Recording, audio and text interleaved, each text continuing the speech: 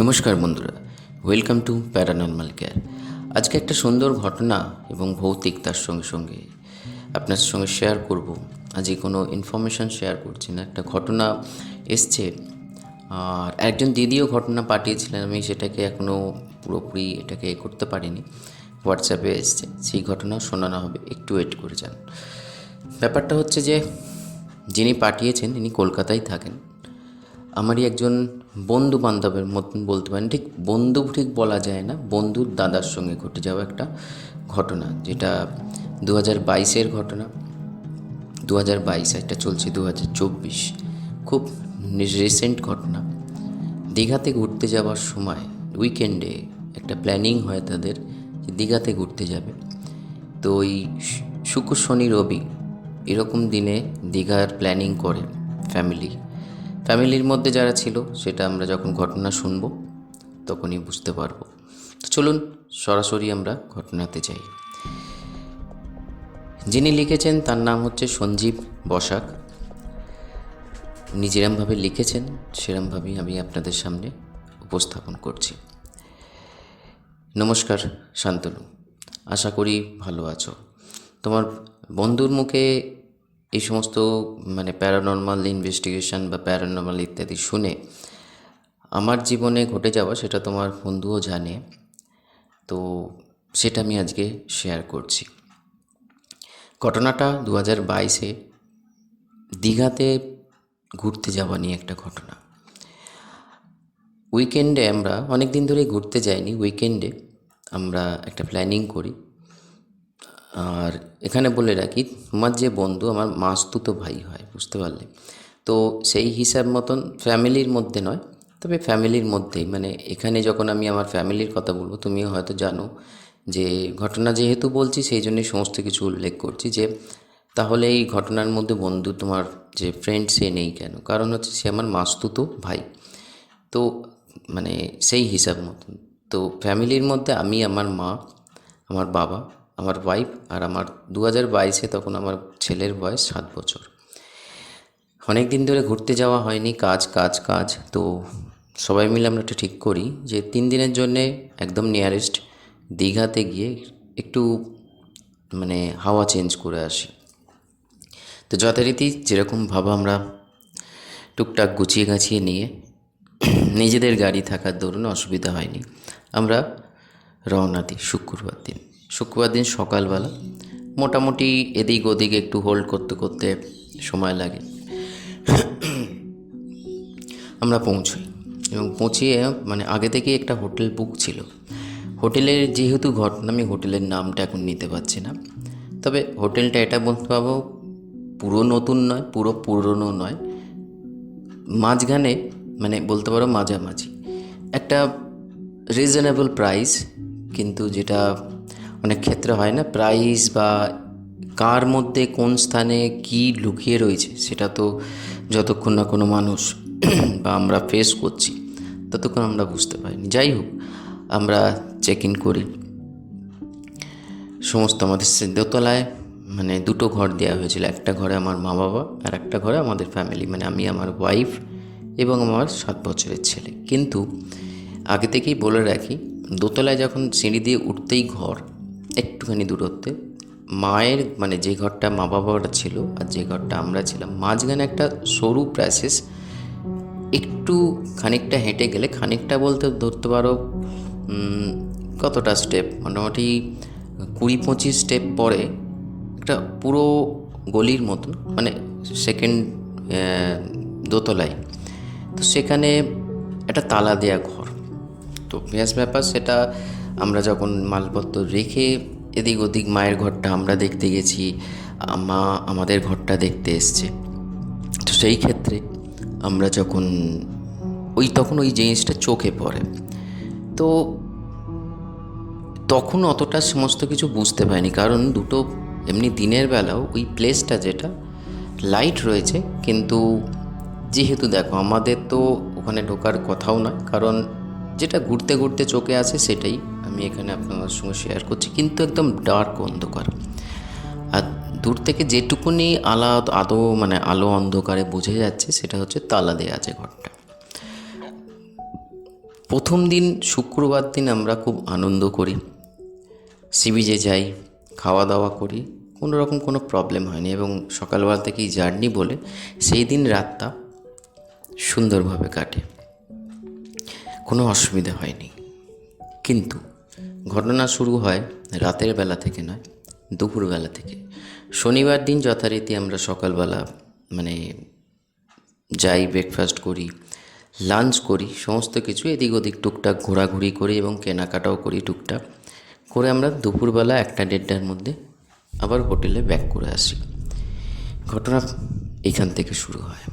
Back করে আসার যখন আমরা উপরে উঠছি, আমাদের ওই ফ্লোরটাতে আরও একটু দূরে দূরে 2-4টে এরকম রুম আছে।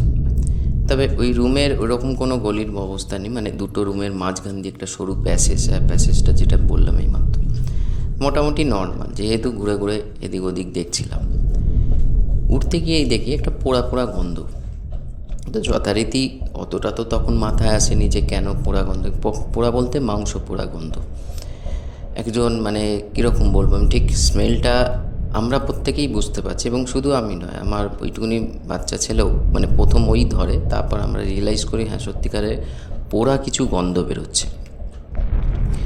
আমরা এদিক ওদিক দেখে এটা বুঝতে পারি যে গন্ধটা ডিপ, যেটা একটুখানি আমি সাহস করে এই কারণে বলবো, দিনের বেলায় ভর দুপুরে তখন লাইট চারিদিকে, সানলাইট চারিদিকে, কিন্তু ওই জায়গাটা এতটাই ডার্ক, তার জন্যে যে কেউ বলতে আমি প্রথম যাই, তারপর আমার বাবাও যাই, এটার মধ্যে যে মানুষের একটা কীরকম বলো তো, এটা একটা গুজবাম দেওয়ার মতন, গায়ের লোম খাড়া হয়ে যাওয়ার মতন অন্ধকার। তো দেখছি যে ওই দিক থেকেই স্মেলটা মনে হচ্ছে যেন আসছে। তো অতটা খেয়াল না করে, গন্ধ এদিক ওদিক থেকে উড়ে আসতে পারে, এদিক ওদিক থেকে অনেক ক্ষেত্রে অনেক কিছু আমরা স্মেল পাই, তো সেই রকম অ্যাভয়েড করে যে যার ঘরে চলে যাই। ঘরে গিয়ে এদিক ওদিক কথা বলতে বলতে, ওই যেরকম হয় না হোটেলে দেখবে পা ঝুলছে, শুয়ে পড়লাম, ওই অবস্থাতেই মা বাবা ওদিকে প্রায় ঘুমিয়ে মতন পড়েছিল। পরে যেটা শুনলাম, আমরাও ঘুমিয়ে পড়েছিলাম। হঠাৎ করে প্রায় ঘুমের 10 মিনিট পর একটা বিশাল চিৎকার, এবং বিশাল চিৎকার একটা ফিমেল ভদ্রমহিলা বিশাল চিৎকার করছে এবং প্রচণ্ড দরজায়, এবং আমাদের যেহেতু দেয়ালটার ওই গলিটা দুটো ঘরের মাঝখানে একটা সরু জায়গা, ওই দিক থেকে বিভিন্ন রকম ধূপ ধাপ করে আওয়াজ আসছে। প্রথম ঘুম ভাঙে আমি আমার ওয়াইফকে ডাকি, যে এমনি তো নিস্তব্ধতা, হোটেলটা এমনি খুব নিস্তব্ধ। আমি ডেকে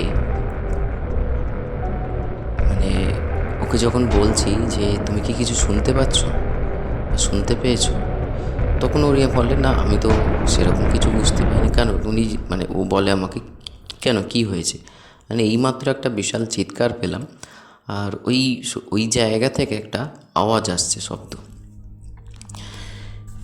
তো তখন সম্পূর্ণ সাইলেন্ট, আর কোনো আওয়াজও নেই, আর কোনো চিৎকারও নেই। আমি দরজা খুলে ঘরের বাইরে বেরিয়ে এদিক ওদিক দেখি, বারান্দাও যাই, কিন্তু কোথাও কোনো না আছে সেরকম কোনো সিচুয়েশন, না কোনো রকম কিন্তু যখন আমি ব্যাক করে নিজের ঘরের দিকে আসছি, বারবার খালি ওই দিকেই চোখ পড়ে যাচ্ছে। যে একটা তো পাই না, একটা কিউরিসিটি, যে হোটেলটা মোটামুটি ঠিক আছে, যে বসবাসযোগ্য, কিন্তু হোটেল অনুযায়ী যেরকম ভাড়া হওয়া উচিত সেটাও ঠিক আছে, কিন্তু খালি মনে একটাই প্রশ্ন আসছিল যে এখানে ঘর তালা দেয়া, কিন্তু এতটা অন্ধকার কি করে হয়। এবং এই সমস্ত 7-5 ভেবে ফ্র্যাকশন অফ সেকেন্ড, চোখের পলক পড়তে না, যেরকম হয় না আমরা চোখের পাতা ফেলি, ওই রকম খুলেছি, বন্ধ করেছি, ওই অবস্থাতে দূরে দরজার সামনে, ওই যে এই ঘরটায় তালা দেওয়া দূরে একজনকে আমি দাঁড়িয়ে থাকতে দেখি। এবং যেহেতু এক পলকের ব্যাপার, পর মুহূর্তে দেখি কিছুই নেই। আমি আমার ঘরে চলে আসি, বলি না কাউকে কোনো কিছু। এবার যখন বিকেল হওয়ার সময় আমরা আবার একটু সি বিচে যাবো এরকম প্ল্যানিং ছিল। মা বাবাকে ডাকতে গেছি আমি, তো ওরাও সবাই উঠে পড়েছে, আমার ছেলে আমার ওয়াইফ উঠে পড়েছে, ফ্রেশ হচ্ছে। মা বাবাকে ডাকতে গিয়ে মা বাবা যেটা বললো, আমাকে জিজ্ঞেস করছে, শুনেছিস যে দুপুরবেলা কোনো চিৎকারের আওয়াজ শুনেছিস আর কোনো শব্দ? এটা আমার মা বলছে। আমি বললাম, হ্যাঁ আমি তো শুনেছি, ওরা কেউ শুনতে পায়নি, মানে ইনফ্যাক্ট ওরা ঘুমোচ্ছিল, কিন্তু আমিও ঘুমোচ্ছিলাম, কিন্তু হঠাৎ করে এই শব্দ, চিৎকারের শব্দ ইত্যাদি হওয়াতে আমার ঘুমটা ভেঙে যায়। সেম জিনিস মায়েরও হয়েছিল। যাই হোক, যথারীতি আমরা তখনও এটাই ভাবি যে আশপাশ থেকে হয়তো কোনো কিছুর ব্যাপার হয়, যেটা কাছাকাছি তো খুব একটা দূরত্ব হোটেলগুলো নয়। তো সেই হিসাব মতন আমরা ইভিনিংয়ে সি বিচে চলে যাই। সেখানে আবার মোটামুটি খাওয়া দাওয়া হয়, একদম ঠিক করি যে রাত্রিবেলা একদম ডিনার করে এদিক ওদিক একটু ঘুরবো, মানে ফটো টটো তুলবো, মানে কেনাকাটা যদি আরও কিছু করার থাকে করব, করে আমরা একদম ডিনার করে ঢুকবো। তো যথারীতি আমরা 9টা, মোটামুটি ধরে রাখো 8:30 থেকে 9টার মধ্যে আমরা ঢুকে পড়ি। যে এই কারণে ঢুকে পড়ি, আর তো কোনো কিছু করার নেই। আর দ্বিতীয় কথা হচ্ছে, এমনি লেট নাইট করে মানে হবেটা কি, তো মা বাবাও সঙ্গে গেছে, তাদেরও রেস্টের প্রয়োজন। তো আমরা খেয়ে দিয়ে ডিনার করে রাত্রিবেলা ফিরে আসি। এই দিন যা হয়, এই সময় যা ঘটে, তো ফিরে আসার মাঝখানে একটা জিনিস যেটা বলতে আমি ভুলে গেছিলাম, সেটা আমি জানাচ্ছি আবার। এই যে দুপুরবেলা আমরা ফিরলাম, ঘরে শুলাম, এর মাঝখানে আমার যে ছেলে খেলতে খেলতে ওই গলিটার মধ্যে চলে গেছিলো একবার। এবং ও যেটা মানে পরে, মানে ঠিক আমি এটা এই কারণে বলছি, এটার সঙ্গেই ঘটনার একটা বড় লিঙ্ক আছে। বিকেলবেলা যখন আমরা ওই খেয়েতে যখন আসছি, সেটা দেখছি যে প্রচণ্ড উইক হয়ে পড়েছে এবং হাত পায়ে দেখেই মনে হচ্ছে জ্বর এসছে। তো তখন জ্বরের অবস্থায় তখনই আমরা জানতে পারি যে ও যখন ওইখানে গিয়েছিল, বাচ্চা যেটা হয়, ওকে কেউ হাত নেড়ে ডেকেছে। তো দেখো, 7 বছরের বাচ্চার আমরা এটাকে ইগনোর করি, যে ভেবেছি হয়তো ইমাজিনেশন একটা। তো সেই ক্ষেত্রে আমরা যাই বাড়িতে, এবং মোটামুটি 3 দিনের প্ল্যানিংয়ে গেছিলাম। তো সেই ক্ষেত্রে যেগুলো যেগুলো এমার্জেন্সি মেডিসিন, এই জ্বর, পেট খারাপ ইত্যাদিগুলো আমরা নিয়েই যাই। যথারীতি প্যারাসিটামল 250 আমি প্রয়োগ করি, মানে ওকে দেওয়া হয়, এবং দেখা যায় যে জ্বরটা কমে গেল, কিন্তু তার 5-10 মিনিট পরে আবার এলো। সেই রাত্রিরের ঘটনা বলছি। এইবার আমরা প্রত্যেকে ঠিক করি যে যখন খাওয়া দাওয়া তা ঠিক হয়ে গেছে, ছেলেটার জ্বর হয়েছে, মা বাবা বললো চল তোদের ঘরে একটুখানি কথাবার্তা বলে তারপর আমরা চলে আসবো, এসে শুয়ে পড়বো। তো আমরা সবাই মিলে ওই ঘোরাঘুরি ইত্যাদি যে জিনিসগুলো কেনাকাটা হয়েছে, ছেলে ঘুমোচ্ছে, কথাবার্তা আলোচনা হচ্ছে, দেখা দেখি হচ্ছে, মানে আমাদের মানে গেম, একটা জামা, মানে ইত্যাদি যা যা হয়, একটা ফ্যামিলি যেহেতু গেছে, ফ্যামিলি শপিংয়ের জন্যে একটা ওই পরিবেশে যেরকম যেরকম যা শপ করা হয় সেটা করা হয়। ইন দ্য মিন টাইম আমরা প্রত্যেকে, আমি, আমার ওয়াইফ এবং আমার মা এবং বাবা, আবার সেই চিৎকারের আওয়াজ শুনি। তখন প্রায় 10:30 বাজে রাত্রির, এবং বলতে পারো আমাদের হোটেলের কথা বলছি, নিস্তব্ধ, পিন্ট অফ সাইলেন্স আওয়াজটা হয়। এবং সেম যেন মনে হচ্ছে যে ওই যে দরজাটা তালা দেওয়া আছে, তালা দেওয়া দরজাটা ভেতর দিক থেকে কেউ জোর জোরে করে নাড়ছে এবং মানে ভেঙে বেরিয়ে আসার চেষ্টা করছে। যেহেতু তালা দেওয়া আছে, আমরা এটা প্রত্যেকেই ফিল করি। আমরা প্রত্যেকেই 4 জনই আমরা ওই গলিটার মধ্যে যাই, এবং যখন যাই তখন কিন্তু আর কোনো শব্দ বা কোনো রকম চিৎকার নেই। এসে আমরা মানে ঠিক একে অপরের দিকে তখন মানে ভাবছি যে কী ঘটছে। আমরা 4 জনই একই জিনিস শুনছি, একই জিনিস বুঝতে পারছি। মা বলে যেটা, দেখ বাবা, যে মানে এই ধরনের হয়তো কিছু আছে যেটা আমরা জানি না, তো বারবার ওদিকে আমাদের যাওয়া ঠিক নয়। তো সবাই আমরা কি করি যে মোটামুটি আমাদের যে বাড়িতে ঠাকুর রয়েছে, সে ঠাকুরের নাম স্মরণ করে মানে বুঝতে পারি যে কিছু একটা আনন্যাচারাল ঘটছে। যেটা দেখো, ভুল করে আমি শুনতে পারি বা আমার বাবা শুনতে পারে বা কেউ একজন শুনতে পারে, চারজনই একই সঙ্গে শুনলাম। ভয়ে তখন একটু জাগে। আমরা শুয়ে পড়ি, ছেলেও ঘুমোচ্ছে। হঠাৎ করে মোটামুটি তখন যখন আমি হঠাৎ করে আমার ঘুম ভাঙে তখন হচ্ছে 12:30। দেখি দরজার সামনে গিয়ে আমার ছেলে দাঁড়িয়ে রয়েছে, মানে ঘরের দরজার সামনে। ঘরের দরজা তো দেয়া ভেতর থেকে। আমার ঘুম ভেঙে, মানে ছোট লাইট জ্বলছিল, ঘরের বড় লাইট নিভিয়ে দিয়ে ওকে দেখি প্রথম।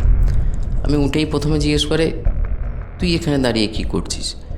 তখন তার মধ্যে আমার ভয়েস শুনে, গলা শুনে আমার মানে আমার ওয়াইফও উঠে গেছে। তখন ও বলছে যে আমি যাকে দেখেছিলাম সে বাইরে দাঁড়িয়ে আছে, দরজা খুলে দিতে বলছে, সে ভেতরে আসবে। মানে তখন একটা মাঝরাত, ধরো 12:30, রাত্রি 12:30, 7 বছরের বাচ্চা একটা এরকম ধরনের জিনিস বলছে। সত্যি কথা বলতে তখন ভয় লাগছে প্রচণ্ড। তাই আমি বলছি যে আমি যেটা জিজ্ঞেস করলাম, ওর মাও জিজ্ঞেস, কে এসেছে? সব হয়তো ঘুমিয়ে ঘুমিয়ে কোনো স্বপ্ন দেখেছিস, চল গিয়ে শুয়ে পড়, শুয়ে পড়লেই আবার ঠিক হয়ে যাবে। দুঃস্বপ্নের মানে ভূতে কিছু স্বপ্ন দেখেছিস, তাকে ডেকে নিয়ে আমরা কোলে করে আবার ওখানে শুয়ে দেওয়া হয়। ঠিক 5 মিনিট গেছে, আমরাও শুয়েছি। ঘরে একটা নক, মানে বাইরে থেকে কেউ হয়তো ডাকছে, এবং সেই পোড়া গন্ধ যেটা আমরা শনিবার দিন পাই দুপুরবেলা। মানে পোড়া গন্ধ হয়ে, মাংস পোড়া গন্ধ হয়ে পুরো ঘর মোমো করছে, যাকে মানে মনে হচ্ছে যেন ওই গন্ধটা কোনো কেউ সেন্ট স্প্রে করেছে বা রুম স্প্রে করেছে। আমরা দুজনেই উঠি। ছেলে তখন ঘুমিয়ে পড়েছে। আবার উঠে আমি বললাম আমার বাইকে, তুমি দাঁড়াও, আমি দরজাটা খুলছি। খুলে কেউ কোথাও নেই, একটু উঁকি মেরে এদিক ওদিক দেখলাম, কোনো জায়গায় কোনো কিছুর কোনো স্পর্শই নেই, কোনো রকম কেউ দাঁড়িয়েও নেই বা ইত্যাদি। এবার যেহেতু মায়ের ঘর আর আমাদের ঘর, যে ঘর দুটো নেওয়া হয়েছিল পাশাপাশি, ধরতে পারে একটা রাত্রিবেলা নিস্তব্ধতা, তো একই ফ্লোরের মধ্যে যদি অন্য ঘরের দরজা আবার সেম আমরা শুয়ে আছি, আমরা এটা বুঝতে পারছি মায়ের ঘরের দরজা কেউ নাড়ছে। তো জিনিসটা কীরকম অড লাগে, মানে ভয় তো লাগছে, কিন্তু তার সঙ্গে সঙ্গে এটাও ভাবছি যে কেউ বদমাইশি করছে না তো ভয় দেখানোর জন্য। এবং সেই গন্ধটা তীব্র থেকে তীব্রতর হচ্ছে, মানে এতটাই অসহ্যর হয়ে যাচ্ছে, মনে হচ্ছে যে জানলা একটা ছিল, জানলাটা খুলে দিই। রাত্রিবেলা এমন দিকে একটা জানলা ছিল যেটা মশা ঢুকছিল প্রচণ্ড, তো সেই ক্ষেত্রে দিয়ে দিয়েছিলাম। আমরা জানলা খুলে দিই এবং দরজা খুলে বাইরে এসে মায়ের ঘরে যাই। মায়ের ঘরে আমরা ডাকি, তো ওরা প্রথমের দিকে খুলতে চাইছিল না। ওদের ঘরে নাকি এরকম পরপর 2বার হয়েছে। মা খুলে বেরোলো। তখন মা আমাকে জিজ্ঞেস করছে যে তোরা কি আগে কেউ এসেছিলিস? না, এইমাত্র এলাম। বললো আগে 2বার কেউ নেড়েছে এরকম দরজা, মানে কড়া নেড়েছে, আর প্রচণ্ড ওই রকম পচা, মানে মাংস পুড়ে যাওয়ার মতন গন্ধ বেরোচ্ছে। তো আমি যথারীতি ব্যাপারটা আমরা প্রত্যেকেই রিয়েলাইজ করি। এবং তখন খালি মনে হচ্ছে, এবং বললে বিশ্বাস করবে না, আমরা মানে ছেলে তো ওই ঘরে ঘুমোচ্ছে, তখন এতটাই আমরা মানে ওই দিকে মন চলে গেছে, ও যে ঘরে ঘুরোচ্ছে একা, মানে আমরা বুঝতে পারি, মানে জাস্ট মাইন্ড থেকে বেরিয়ে গেছে। এই করতে করতে আমরা বাইরে দাঁড়িয়েই কথাবার্তা বলছি, হঠাৎ করে আমরা যে ঘরে থাকি দরজাটা ভেতর থেকে বন্ধ হয়েছে। মানে সেই সময় যা মানে অবস্থা হয়েছিল আমাদের, মানে আমরা দুজনে, চারজনে, মানে কি করব, কি করে দরজা বন্ধ হলো। কারণ খিলের যা হাইট আর আমার ছেলের যা 7 বছরের হাইট, ও নিজে কখনো ওরকম খিল দিতে পারবে না, খিলের বন্দোবস্ত ছিল, আর লকও করতে পারবে না। তো প্রত্যেকেই আমরা বাইরে থেকে নাড়ি এবং অনেকবার, একাধিকবার ডাকি, নাড়ার পর অটোমেটিক্যালি দরজাটা দেখি খুলে যায়। মানে ভেতর থেকে মনে হলো কেউ যেন খিলটা খুলে দিল।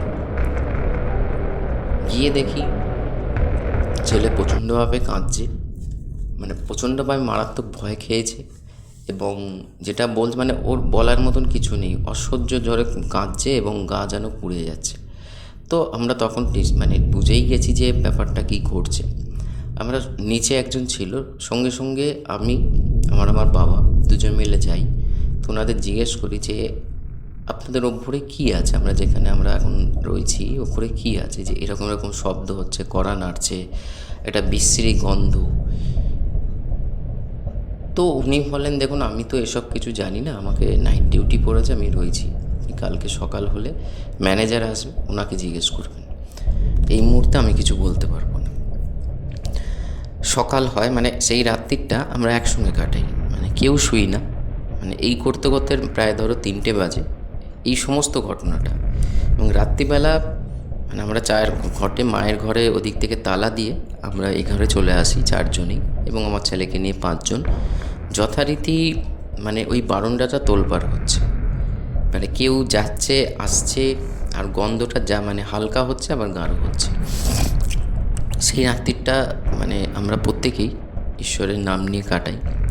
সকাল হতে না হতেই ঠিক 6:30 হবে, 6:30 হবে, আমরা নিচে যাই এবং তখনও ম্যানেজার আসেনি। তো আমরা নিজেরাই ডিসিশান নিই যে এখানে থাকা চলবে না, যেহেতু নিজেদের গাড়ি আছে আমরা আজই ব্যাক করব।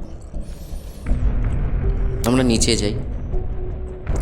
মানে রেন্টের ব্যাপারটা আমি বলে থাকি যে অ্যাডভান্স দেওয়া রাখা ছিল, যেহেতু 3 দিনের ব্যাপার বলেছিলেন যে পরে দেবো। তো নিচে যে ছেলেটা তখনও তার ডিউটি নাকি মানে অফ হবে 7 AM।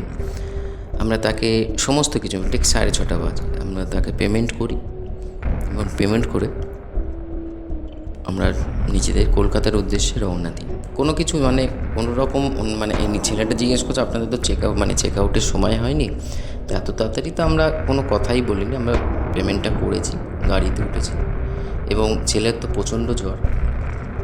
বাড়ি কলকাতায় ফেরার পর যেটা হয়, আমার ছেলেকে মা এবং আমার মা মিলে একটা ওই পূজারির কাছে নিয়ে যায়, নিয়ে ওকে ঝাড়িয়ে ফাড়িয়ে নিয়ে আসার পর তারপর সুস্থ হয়।